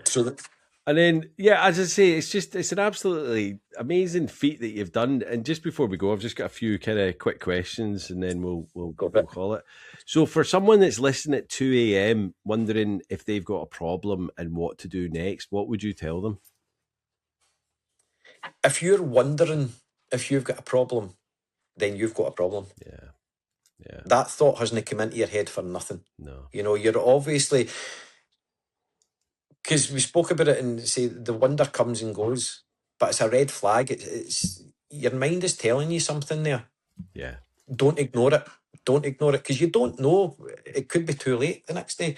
You know, like we've spoke about both getting to that point of, I don't even care if I wake up tomorrow. Yeah. What if you don't wake up tomorrow? You've then not got that choice to do anything about it. Yeah. Because you're not here. So don't listen to yourself. Yeah. Trust yourself enough to say, right, no, I need help. This is why I'm thinking about this. Yeah. Your brain's not lying to you. It's telling you that for a reason, isn't it? So yeah. One habit that keeps you steady. I think we know what that one is. Cold water. Cold water. But no, better than that. Right. The community that cold water has brought me. Yeah. That's what keeps me steady. So It's not just the cold water. The cold water gets us there. The cold water maybe fixes us. The community keeps us well. Yeah. See, the people run about and seeing people's lives change and seeing people do it for the first time and then seeing these people encouraging other people. That's my steady. That's what keeps me going. There's nothing like community, is there? It's just amazing. It's what us humans thrive on. It's tribes. It's tribal, isn't it? A podcast, film, or a book about recovery or hope? All of the above.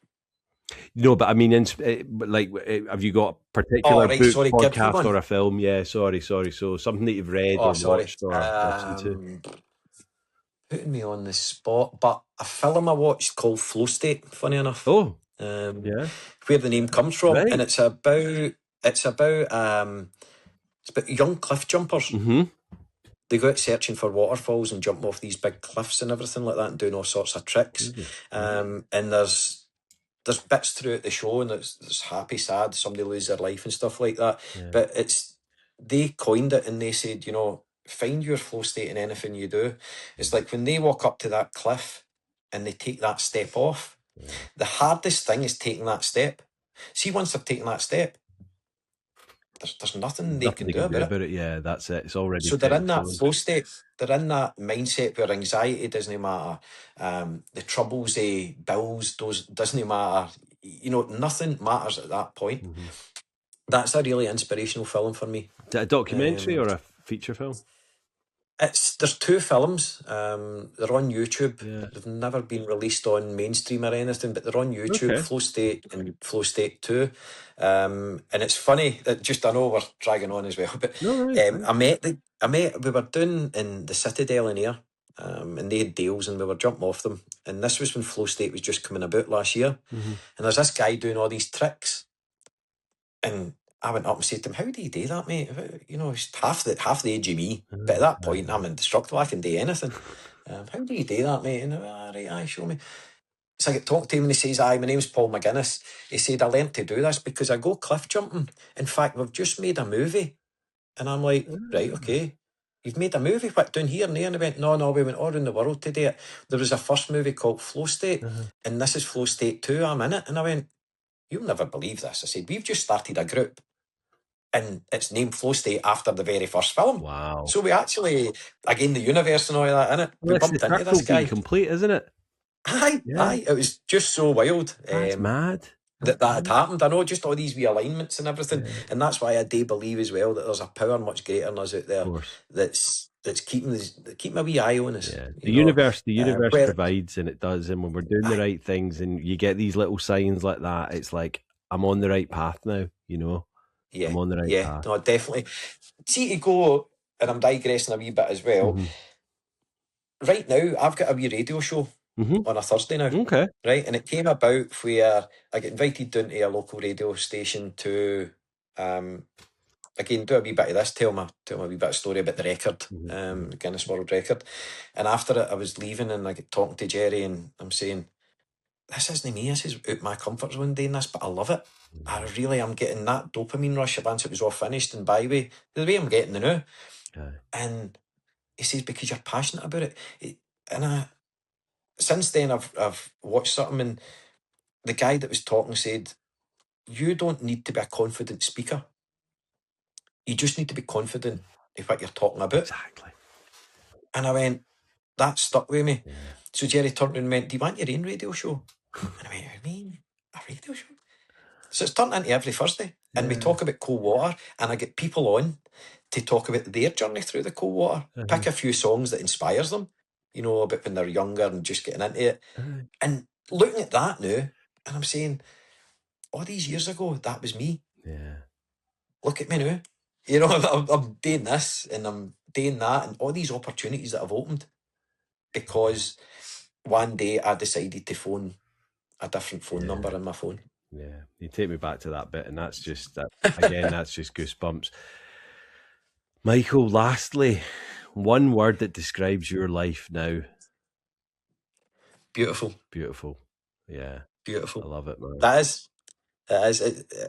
Yeah. Aye, there's no other way. You've got your ups, you've got your downs, you've got your hurdles.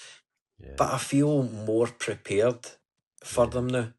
And you look at me, you're looking fantastic. You're just oozing like confidence and passion in what you're on about and flow state and just doing what you're doing. And you know what? Like if I'd met you like maybe 5, 6, 7, 8 years ago, I mean a different man entirely. Very different. Very different. Well, I'm so happy to have met the Michael of today that's climbed through the, you know, the kind of the shit that you were in before. So yeah, it's an amazing story, mate. So thank you so much for sharing it with us. Yeah, appreciate it. You're very welcome. Yeah.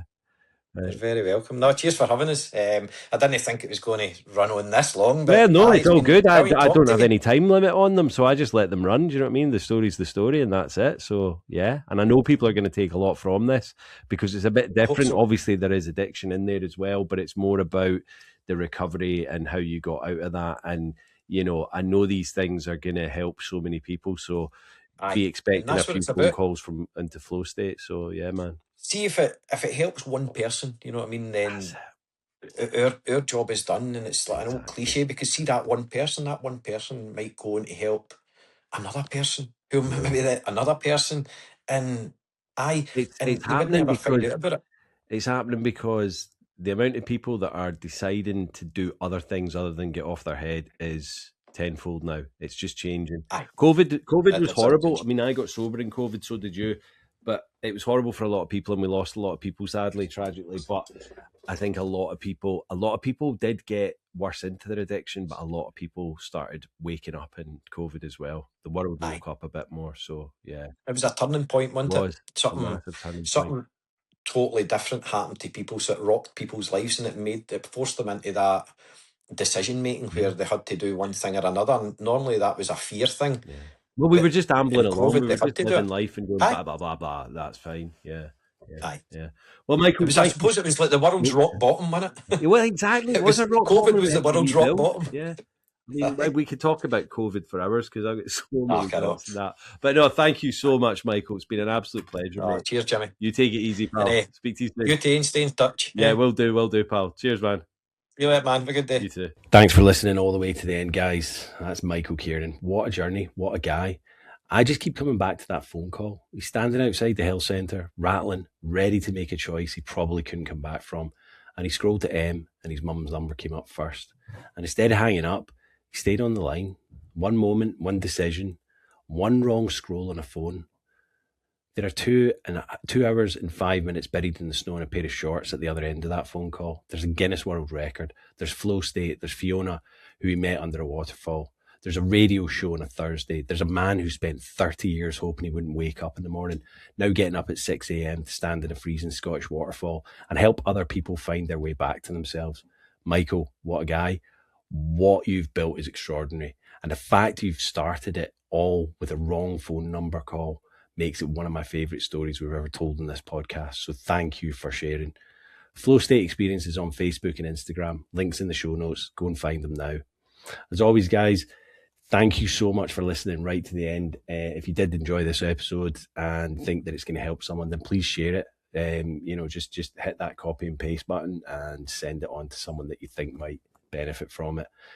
Put a message, put a comment, tell us what you think about the episode. And as always, hit that 5-star review. Hit 1 star, but let me know why. I want to know what I'm doing wrong here, if I am doing anything wrong. But yeah, as always, guys, thanks again for listening to the end. Stay safe, stay sober, and stay supportive. Till next week, guys. Love you all. Bye-bye. Peace.